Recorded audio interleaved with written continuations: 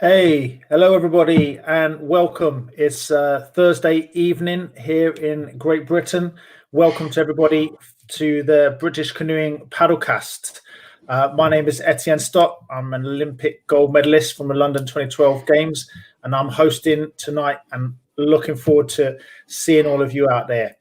So I hope some of you have managed to find some time to get out on the water recently. You know, the river where I am certainly got a lot busier in the last week or two since the lockdown restrictions were eased a little bit. But I'm hoping you've managed to get out and enjoy a little bit of paddling perhaps. In the next 45, 50 minutes, I'm going to be doing my best TV journalist impression, although I'm not claiming to be or aspiring to be Jeremy Paxman or Andrew Neil. So don't have to worry too much about that. But I'm really pleased to be welcoming two interesting guests who I'm sure many of you are ready and poised to ask some questions to. But before I welcome them, those two guests are John Coyne and David Joy. I just want to remind you all that all Paddlecast episodes are available on the British Canoe Facebook, YouTube, and on the Paddlers Portal section of the British Canoe website. So you can definitely check them all out there. You can also find all the episodes as podcasts as well. And, you know, we've had some super cool guests. We've had Bill Bailey, Hugo Taghome, Sal Montgomery, Brent Orton, all the manufacturers that were a few weeks ago. And we had some super cool paddlers as well. So we had a really nice sort of selection of people. And I'm really hoping you're going to enjoy catching up on them if that's what you're doing. So if anyone is catching up, welcome as well. Thank you so much for clicking on us and being with us right now. So it gives me great pleasure to welcome the two guests we've got on tonight. So first of all, we've got Professor John Coyne, CBE. Hello, John. Hi. Last minute connection issues, but he's here right on. Fantastic work. And we've also got the CEO of British Canoeing, Dave Joy. So welcome both of you to the Paddlecast. I'll just give you Hi, Etienne. Thanks very much. You can hear me all right and everything, I'm hoping. So John was appointed. Oh, there you go. All right, man. Sorry. Good one. John, can you hear us all right as well? Yeah, fine, thanks. I'm going to take that as a yes. There we go. Right then. So yeah, basically, John was appointed as the chair and an independent board member of British Canoeing in October 2016. So he's got a background in the business sector and a 40-year career in higher education. John was a vice-chancellor at the University of Derby for 11 years before retiring in July 2015 and finding himself hanging around with loads of canoeists. So well done, John. Thanks for being along. And David was appointed the CEO of British Canoeing in January 2016. He's got over 25 years of managerial experience and he's been previously the CEO of Scottish Athletics, Derbyshire Sport, and England Golf, and has also done all sorts of work with Sport England, Sport Scotland, and Sports Coach UK. So, David and John, it's great to have you along. And we've had a few questions coming in from members and hoping people will type in their questions into the chat as well. We've also tried to kind of collect a general feeling of the questions that get sent into the to British Canoeing via all sorts of methods. So we're hoping to kind of, you know, find out a bit more about what's going on in all sorts of areas. But before we get stuck in, you know, before we get really started, I just want to know how the last few weeks have been for you personally. And I'm very especially interested in if any of you ran out of toilet roll amid the rush to the toilet roll shortages at the start. And if you did run out of toilet roll, please don't tell me anything more about it. Just say, yeah, ran out of toilet roll and that's it. But how has it been, John, tell me first of all, what's it been like these last few weeks? It's been weird. Well, I've never got to know my garden quite as much as I have these past few weeks. We've been very circumspect, followed the restrictions to the letter. So it's been a matter of staying at home, doing the garden, enjoying this marvellous weather, and catching up on all those jobs around the house that I no longer have an excuse for ignoring. So I've been wielding a paintbrush, handing stuff around to get things done in the house, and it's a bit like the Forth Road Bridge. No matter how far you go, there's always a reason to start again. And what's been the DIY task that you feel you've absolutely nailed and you're like, that's perfect, I'm not going to come back to that for at least a few years? Is there anything out there that you're particularly proud of? DIY, perfection and John Coyne are never found in the same sentence. Mine's been more of a catalogue of nearly events. I decided to take the ivy off one of my garden walls to discover that it was only the ivy that was holding it up. Ah, yes, yeah. We've all been there. You rip the wall down as you rip the ivy down. Yeah, fair enough. Yeah. As long as you manage to things are generally better than they were at the start of the lockdown, and I think you can count that as a triumph. Absolutely. Yeah, we're in good shape now. And what about you, David? Have you been grafting away? What's it been like in the in this last few weeks? Because I'm sure there's a never-ending list of things to do, and have you managed to sort of take advantage of a bit of difference in scheduling? Yeah, in terms of personal life, for sure. And those who know me won't be surprised to know that a little list was made at the outset, as we all realised we were going to be at home for a little while. So a bit like John, really working through stuff in the garden and on the house. Last weekend was painting outside the front of the house, and then just getting personal paper in order and all that kind of stuff. So time's put to good use. What colour is the front of your house? What we're talking about? Is it the only house in your village that is like green or something? No, I mean if we do want to go into the detail, I think it was mid-stone on the front elevation, you might call it. So yeah, just a little fresh coat of paint and looking very good, I think. Good effort. Well, nice one. It's good to hear. And I was wondering, also, John, I hear, have you been doing are you a painter in some sort of artistic capacity, or were you just referring to painting in a sort of DIY capacity? Well, it is true that my hobby is painting, as in painting canvases. But of course, my wife always prefers it if I'm wielding a rather larger brush and applying paint to walls rather than canvases. But yes, I did start a new painting at the beginning of the lockdown, but you can't stay inside when we've had this beautiful weather, so it's still sitting there incomplete. Nice. And David, what about you? Do you do any sort of activities, keep fit and that sort of thing to get you out of the house? What's your vibe on that front? Yeah, I've been just as everybody else really the last few months, and been walking for some exercise, but more recently playing a bit of golf and doing what we're allowed. But yeah, it's been a busy old time, work front and domestically, but trying to keep myself as active as I can. Yeah, man. I mean, I think it's been a strange and difficult, I guess, for all sorts of people to get out of the house and stay fit and stay mentally healthy. But seems like you're here in good shape, both of you. So thank you very much, and just welcome anyone who's arriving to the broadcast just now. We're live out on all the channels with British Canoeing on the Paddlecast. We've got David Joy, the CEO of British Canoeing, and John Coyne, the chair of British Canoeing, with us tonight. We're going to ask them some questions and just see what goes on. So first of all, I suppose, I guess it's to either of you really. I just wonder what it's been like for British Canoeing as an organisation. I mean, there's very few organisations that have not been really struggling with this COVID-19 business, and how has it affected British Canoeing? Maybe I should say that to David. I'll put that to David first of all. What do you think's been happening there?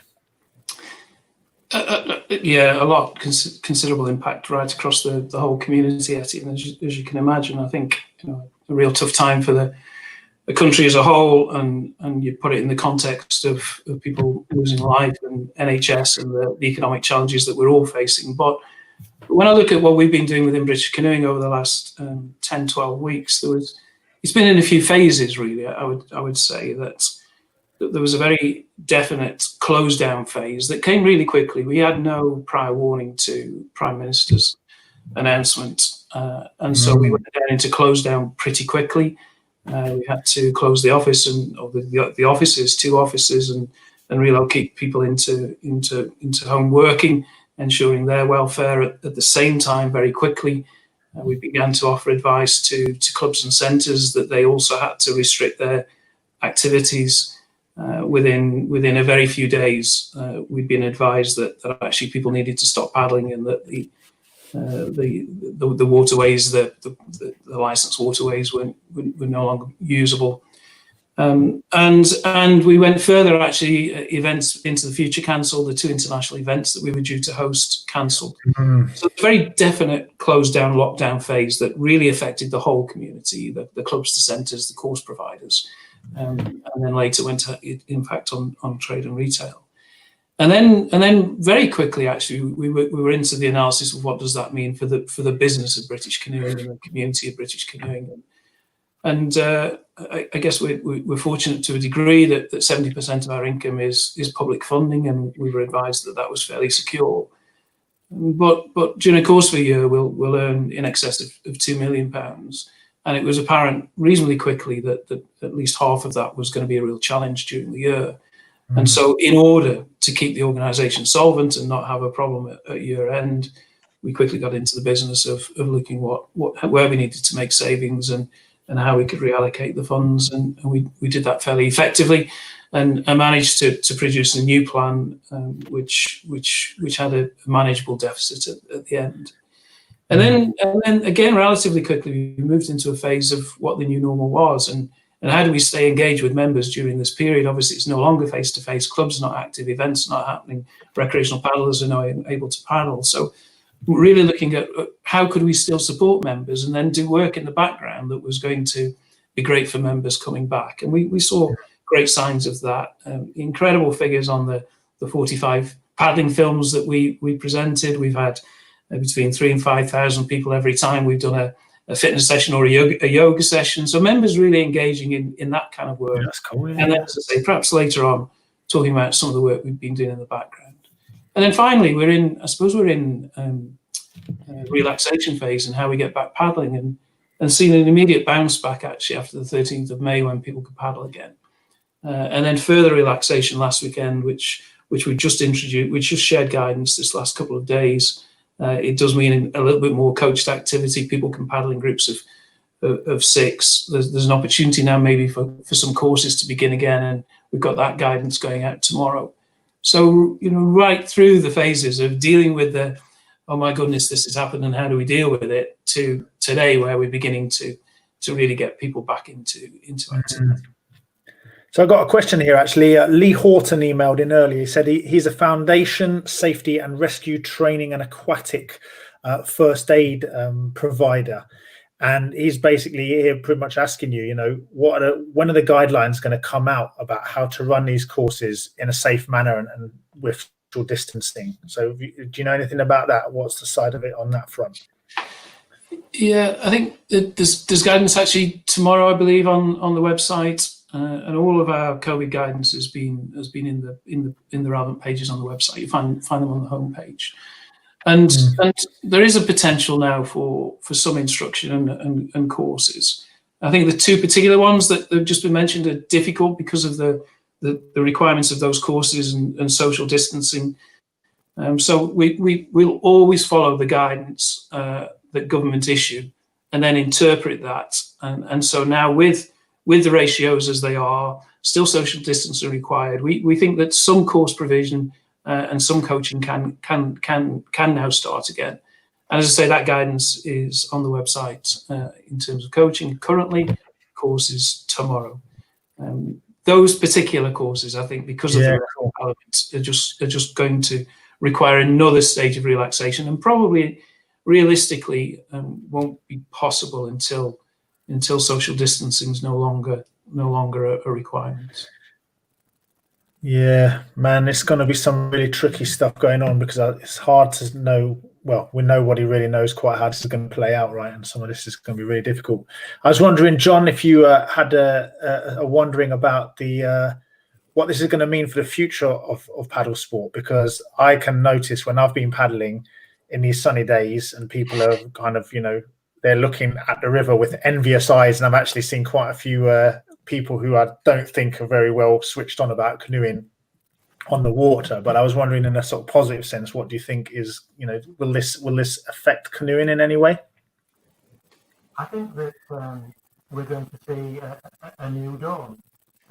As David said, the dislocation that we suffered was modest compared to the heroics that our colleagues in the NHS have produced and served us so well with. But there's no doubt at all that we had a lot of things to contend with.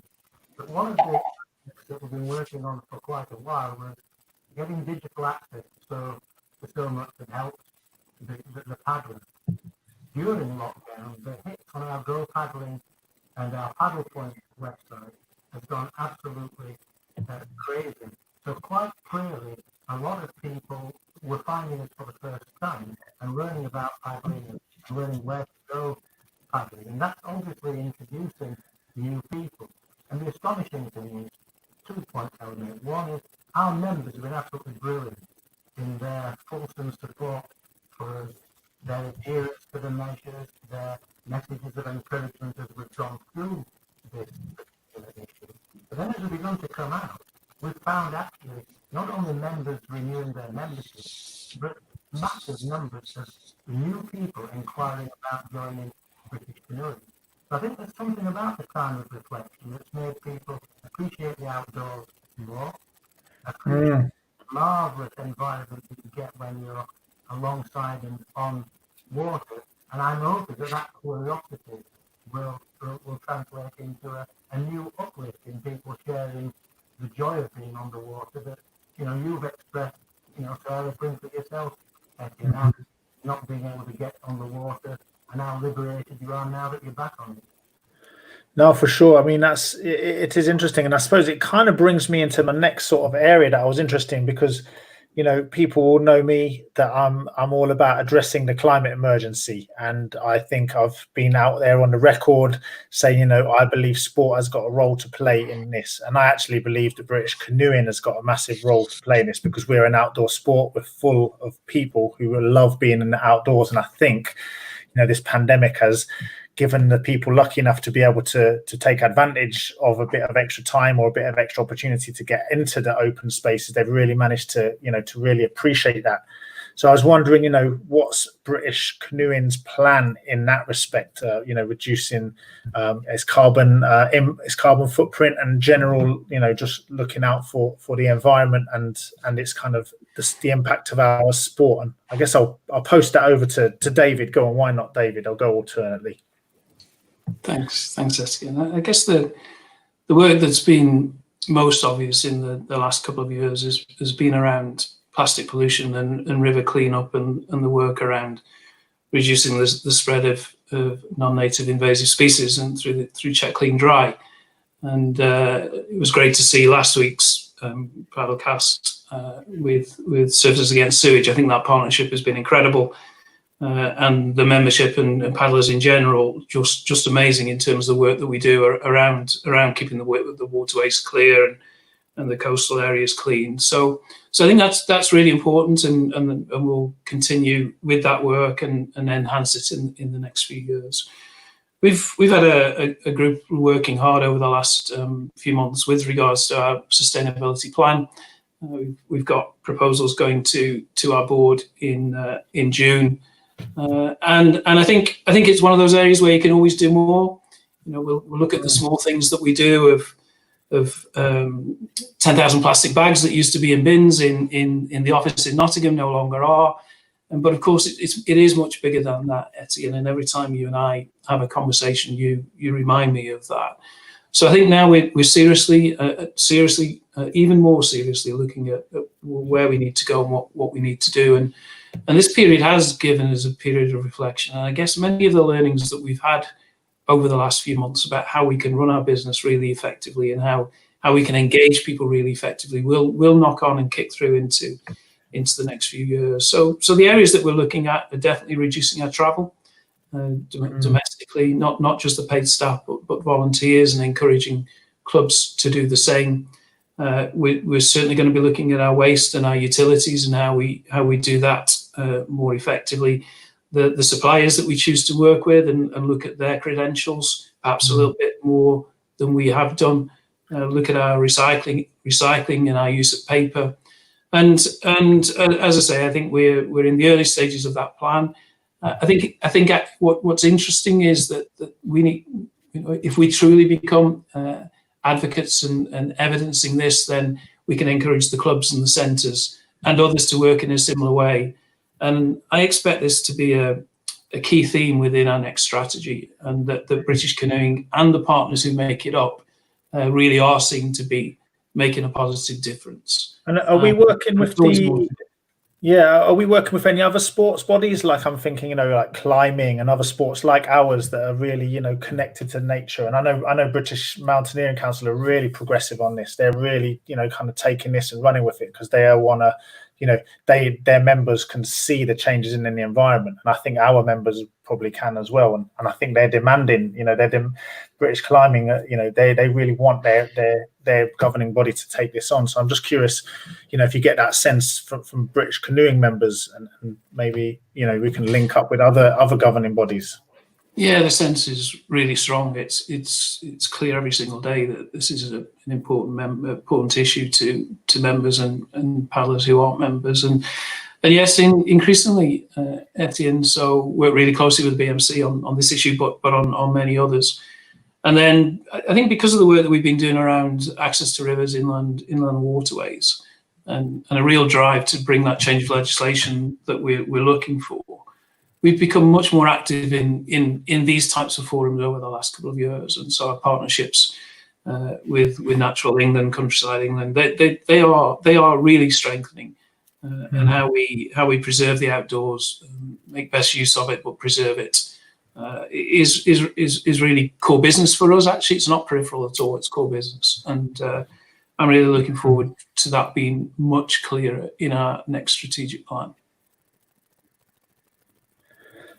Thank you. Yeah, no, I'm looking forward to that too. I really believe, British Canoeing can take a lead here. The canoeists and kayakers, the paddle boarders, everybody involved here, we've got a role to play in this, and I'm hoping we can all do something. So thank you for that. And I'm going to look, there's a few questions coming in on the side here, and I'm going to bring one of them up. Let me see. So where is it there? Oh, yeah, Darren Joy is asking, is he a relation to you, David? I can't know. Just checking, he's not a plant. Yeah, it's basically talking about online courses. Are we going to try and bring some of our courses online so we can get people involved in doing stuff like that without having to worry so much about social distancing? Yeah, already have, obviously. I think the work that we've done over the last 2 or 3 years, listening to members about e-learning and online learning, made massive strides there. And last time I checked, there were more than 45,000 coach visits into the e-learning platform, and several parts of our qualifications now can be done through e-learning. I think it's likely to be a mix, actually, and we know that coaches do like to still physically get together, exchange views and thoughts in and around coaching, leadership and instruction. I guess one of the key messages here is that this whole process is now so much easier, and that actually people can do the learning in their own way. They can do the learning online. They can practice within their own environment, and then if they feel they're ready, they can go straight to an assessment stage, which will always be face to face.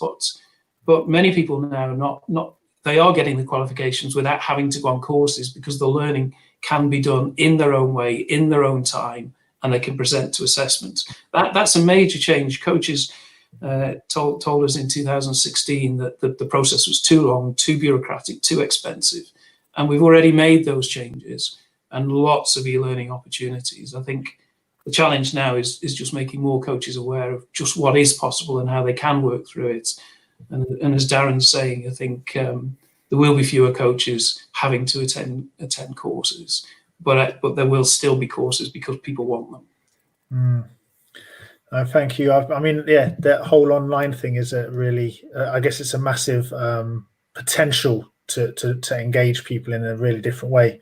So yeah, Peter Nash here is saying, we've been encouraging our club members to take out their own membership of British Canoeing to help out the parent body at Whoosh Explore. So it seems like, people recognise that there's they can help out their governing body in this time as well. So that's really nice. I'm just wondering, can I just echo John's point there, Etienne? It has been amazing. We had a lot of decisions to make in a short period of time as to whether we should extend membership, for example. We decided that actually individual members would make their own choice. If they didn't wish to renew in April, that was really understandable.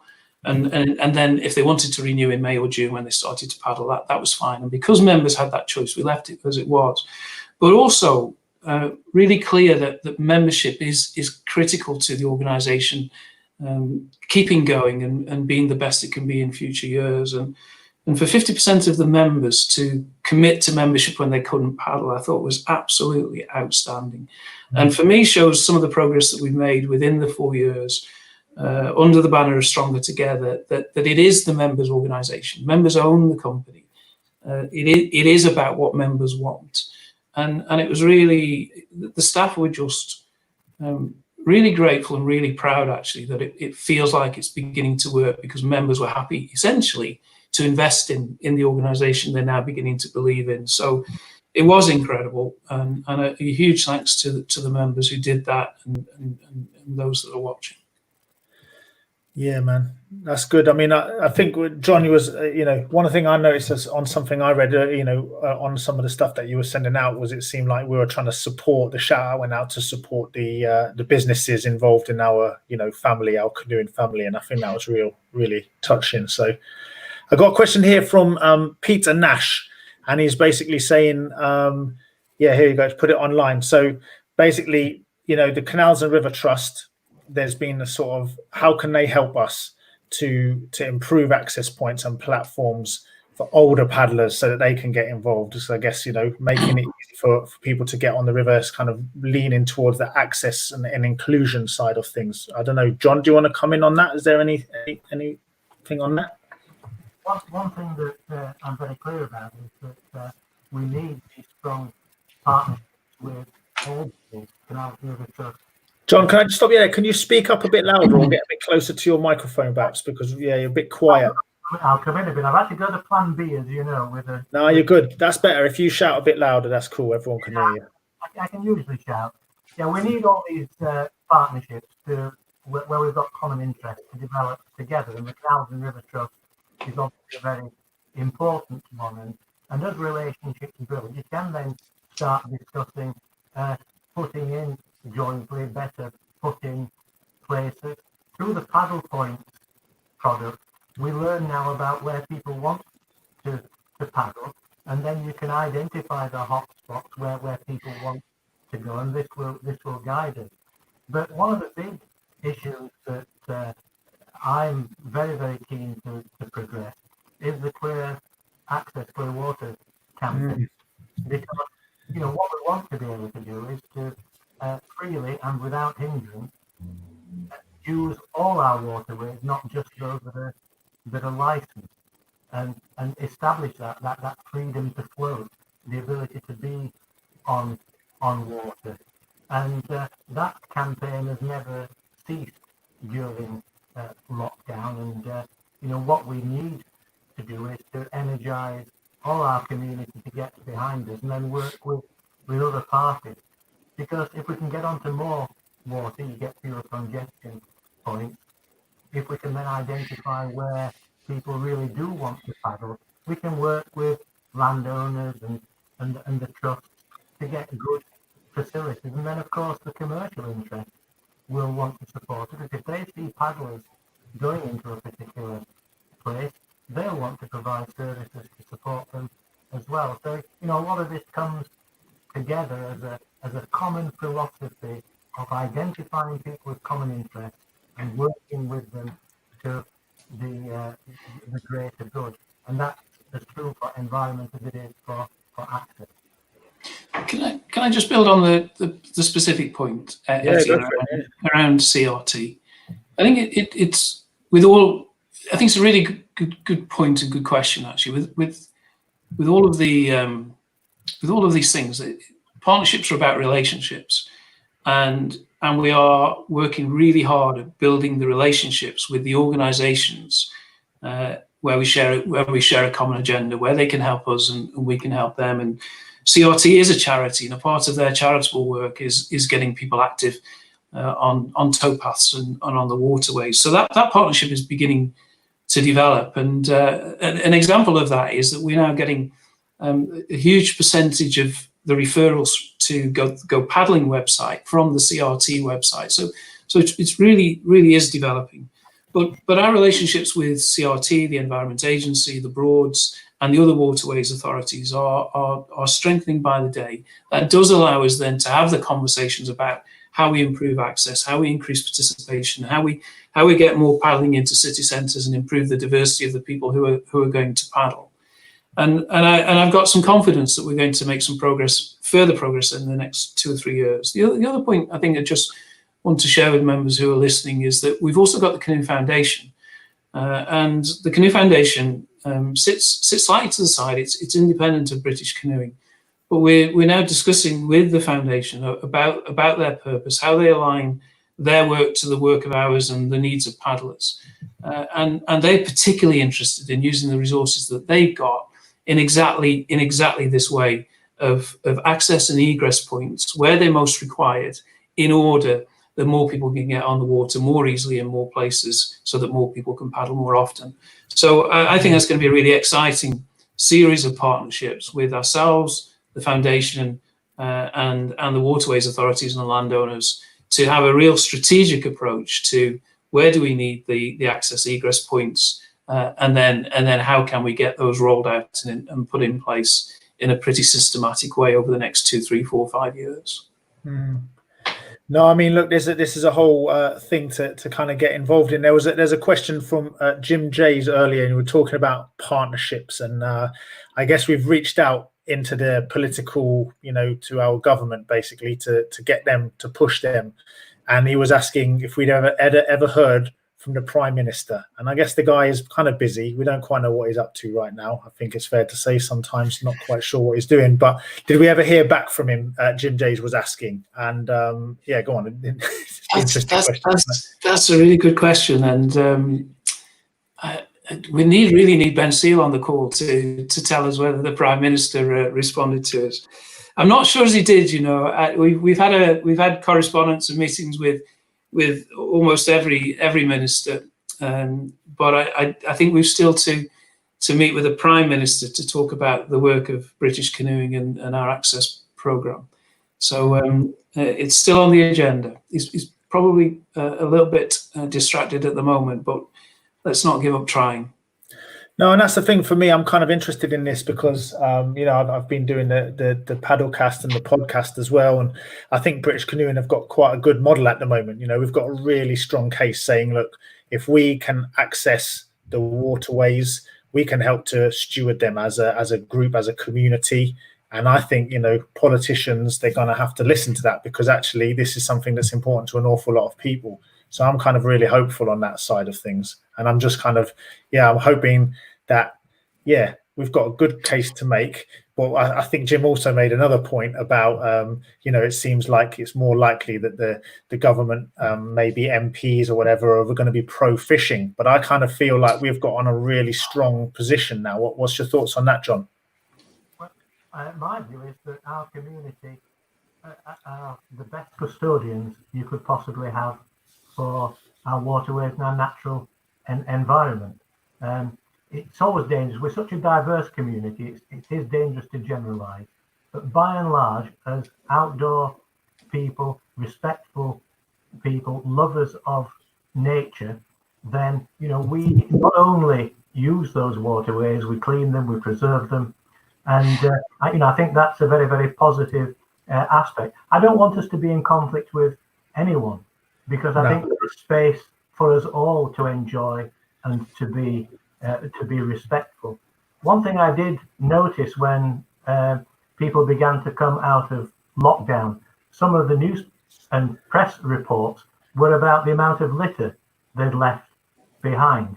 We've still got a lot to do to educate the regular population that that is just totally unacceptable. And I was quite struck how many of our community, on their first opportunity to paddle after being off the water for 8 or 9 weeks, was to get on the water and clean it up. Ben and his lad Tommy, first time they can get on the water, they go and clean up their beloved stretch of the river Derwent. And we've got to harness that energy, work with people, share the water, share it properly, but be good, sound environmental custodians of those wonderful natural places that as you said at the beginning, we're all beginning to appreciate even more after being stuck at home for 9 weeks. Yeah, absolutely. I don't think we're going to get any disagreements out there. We're good people, good canoeing family, good paddle sport family. We need to be out on the rivers and lakes and everywhere and look after them responsibly, and then we will hopefully be be respected and allowed to go where we want, because we're not doing anyone any harm at the end of the day. I got a question that was interesting here, was a guy called John Turan. My apologies. Oh no, here's one. I'll put it up on the screen here. Mark has put it up. So Stuart Bristow is asking, he's saying there's a non-Olympic World Championship going ahead in September, and at the moment British Canoeing, well, what are they doing about a domestic selection for that event? Because that's a bit of a pickle for us, isn't it? I guess, because if there's international competitions going on, but we're still struggling to get domestic competitions happening. Does either of you have an angle on that potentially to answer that question? I'll take it if that's okay, John. I've been in this space actually during the course of this week several times. There's a few moving parts here. The international calendar is still not fixed, and any event that is currently showing as possible still has a potential postponement date. And increasingly, countries around the world, I speak with my counterparts fairly frequently, countries around the world are deciding that actually it's very difficult, if not impossible, to travel internationally during the course of this year. So I think it's doubtful whether all of the events that are currently proposed will actually take place. I think domestically, there's a couple of elements for us. One, we know from the conversations that we're having with government that domestic events and gatherings are still not on their agenda yet. So we understand that the next announcement at the beginning of July won't get us into that place. The government are not exploring that at this stage. So whilst there might be a further relaxation, it isn't going to be to a degree that allows us to have domestic events. So I think the staging of trial events or any events, I think, is later in the year, if at all. Yeah. The third bit that's moving around, I suppose, is also the policy decision that we have to take and that I have to recommend to the board in terms of the safety and the well-being of the people on trips, the people who will need to travel and drive across borders to get the boats there, the well-being of athletes and coaches and staff, given that there's going to be nations from all over the world potentially at an event, and the risk versus reward of actually taking part in those events. So we're in discussions with the chairs of each of the discipline committees at the moment about the wisdom actually of travelling internationally during the course of this year. And on balance, my view is that's probably not in the interests of athletes and coaches. The financial risks associated with it are also significant, but the primary issue is about the welfare and well-being of athletes and coaches. And we don't think there's going to be time for athletes to get back into training, to get real benefit from international events. The events that's the thing, isn't it? Yeah, competitions aren't going to be fair. It's a real challenge. It's a real challenge for this year, I'm afraid. Yeah, I think my personal view, and maybe it's not my place to make that, but I think it's going to be very difficult to host any event practically, but also it's going to be more a test of who's managed to somehow blag their training these last few months rather than actually a test of who the better athlete is. So I think it's really, just practically very, very difficult. I've just got another question that's really interesting. So this one is a little bit more about the kind of engaging with the membership, and it was John Tuven. I'm not sure if I've quite Tuven. He's basically saying, so he says, how is the organization going to develop and improve active participation in decision making at all levels when he estimates that only 10 to 15% of the membership engage in that process? So have you guys got any way or plans to get more people involved in the kind of decision making in British canoeing? And I don't know, John, do you want to take this, or is it David? I don't know which one of you guys is doing this. I think David will probably be able to give much better detail, but let me just address the general sentiment that's behind the question. The more your community and your members are interested in and believe in the organisation that they're part of, the more they will want to participate, the more they will want to get involved. That'll be through volunteering, it'll be through club activities, and it'll be through making it clear to us what it is that they want us as an organisation to do for them. But of course, participation is always a two-way exercise.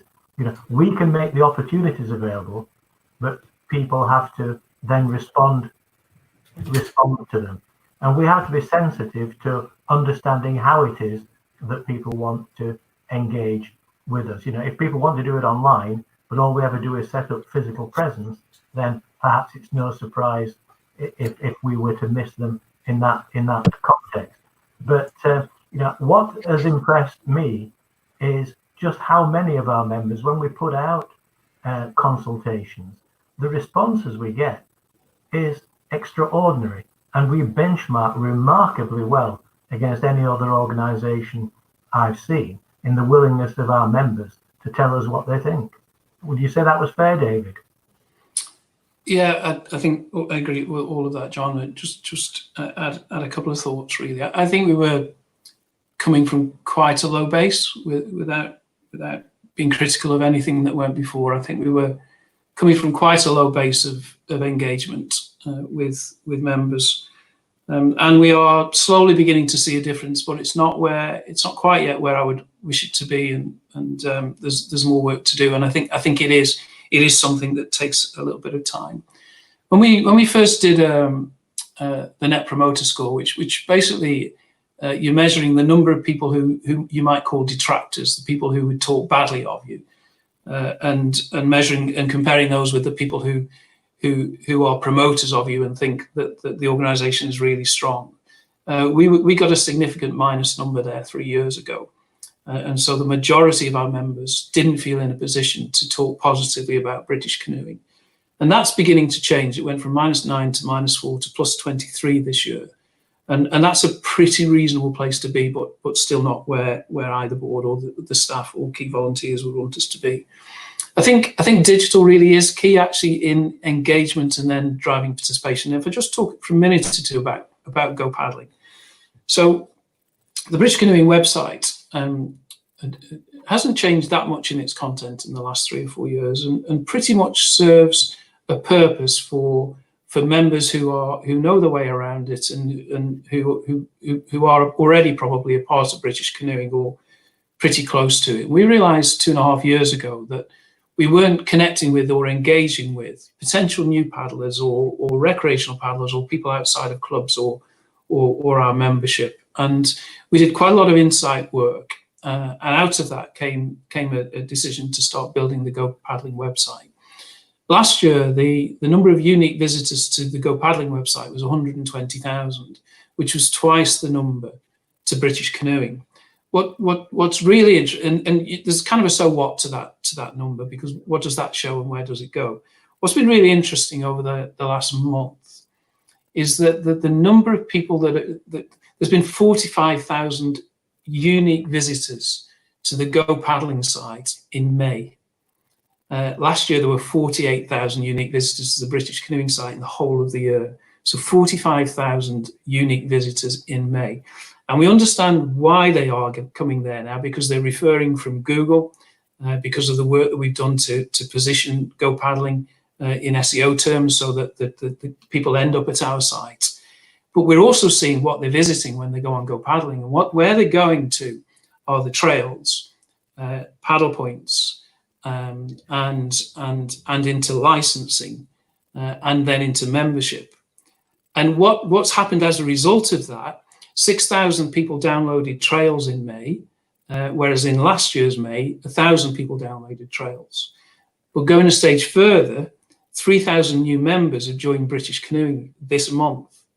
And that is a direct result of the work that we've done around understanding the audience that are attracted to Go Paddling and then providing for them. And that model is what we now have to replicate in actually all areas of our business. We're seeing it with our women's community on the Facebook group and She Paddles. that mechanism is talking to a women's community to begin to understand in order to provide. And so I think it is about segmenting. What do the competition paddlers want? And then further than that, what do the white water paddlers want and the racing paddlers want? And then providing for them, and then you get the levels of engagement. And we are beginning to see it now in several areas of our organisation. I think the Go Paddling is a fabulous example of it. But there are more and more, and over the next 3 or 4 years, as we understand more about what people want, more people tell us what they want, we then provide for them, and then we get more people engaged and more people paddling more often. So there's a direct correlation to what we're all doing. That obviously ties into the work of the clubs and the centres and the providers in terms of providing those participation opportunities. But it is beginning to work. And just a couple more figures there. In terms of the Net Promoter Score, we ran a little survey for a few weeks on the Go Paddling site as to what people thought about that Go Paddling site and how they scored it in the Net Promoter Score basis. And it scored a Net Promoter Score of 70. Now, Amazon doesn't score 70. So in terms of hitting the niche, that absolutely nailed it. And our ambition now is that we do that for every community within British canoeing in a similar way, so that people absolutely are getting what they want. And we're not there yet, but we're certainly making some really pleasing progress. Well, you have kind of led me to a really important question that we received earlier on in the week. It's from Adia Misra. I'm going to kind of paraphrase a little bit, but Adia talks about how She Paddles is such a great initiative, and it's really working well to increase representation of women and girls in paddle sport. But Adia is asking, what about the Black and minority ethnic community? Because they don't seem to be represented in British canoeing. And, what would you be wanting to do along those lines? And that's very much topical at the moment. Yeah, I think it's a challenge and not where I'd want us to be. So our participation rates from Black, Asian minority groups is in a very small percentage. So in terms of where we're trying to go with improving the diversity in our sport, if I look at where our strengths are, we've got fantastic age diversity, and people will paddle into later years and start in young years. Our gender diversity or gender balance is improving, and we're moving towards in some areas of our work 40% women.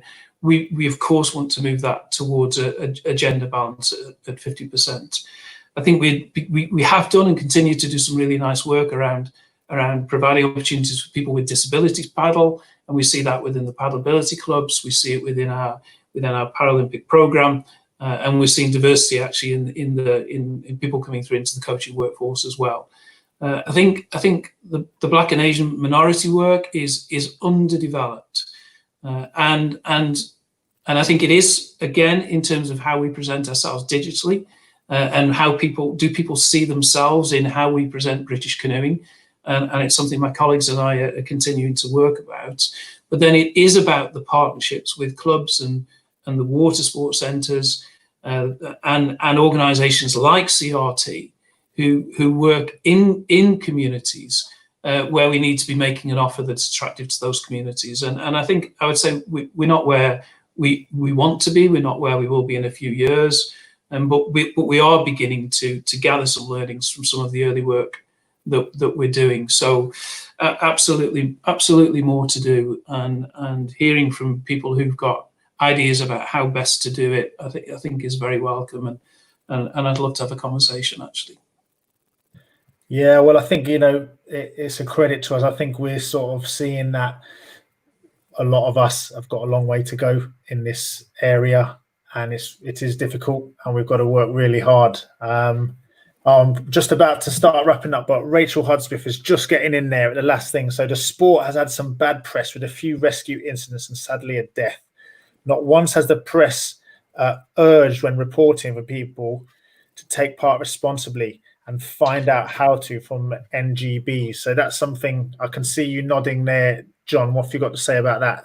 Yeah, absolutely. We have a huge responsibility as an NGB to promote safe practice in everything that we do on the water. And I agree. We need to make people alert that it is a wonderfully enjoyable activity, but like any activity, you have to do it properly, take the appropriate precautions, and learn. We're geared up to do that, and we just need those, as it were, signposts, so that people will always act responsibly and stay safe. I think it's sadly the risk increases as participation increases and new people come into the sport. And with every piece of guidance that we've issued in the last few weeks, there's also been safety messages actually and driving people towards our safety messages. And during the course of this summer, there'll be a significant campaign encouraging people to understand the safety precautions and then follow them. Yeah, absolutely. We don't want anyone having a bad time on the water. We want good times, happy times on the rivers, on the lakes, on the waterways. So, guys, I think we're kind of wrapping up here. We've been going for a while. Fair credit to you guys. We've been jumping around different topics and everything. And I just want to, either of you have got anything just to brief last comments before I start to wrap up? Well, I'll go first and leave the chairman to have the final word. But first of all, Etienne, we're coming to the end of this phase of the series. I think just really well done to you. I think it's been a great series and really been engaging our members, which is what we're here to do. And an opportunity for me to thank people actually for all the way that people have followed the guidance. I think we've managed our way through this really well. The way that people continue to support British canoeing. We're really anxious now to get clubs back active, centres, water providers, and work towards the community getting fully active again. So people are really confident that we're working as hard as we can and look forward to working with people over the next few months to get to that point. And John, any final thoughts? Well, endorse everything that David said. This was going to be our dream year. We were hosting the European Canoe Slalom Championship. We were hosting a freestyle World Cup. All our disciplines were in great shape, and of course we've got some great athletes going to the Olympics and the Paralympics, and all that has been put sideways, and when it could so easily been an absolute catastrophe and an absolute disaster. What I will take away from this is how much we have learned about what a fabulous community we represent. And, we can cope with those crises when we have the kind of people associated with paddling that we enjoy. So I'm going to emerge out of lockdown optimistic. Well, gents, yeah, I agree. This is tough times. It's very tough times out there for people. Some people are really suffering.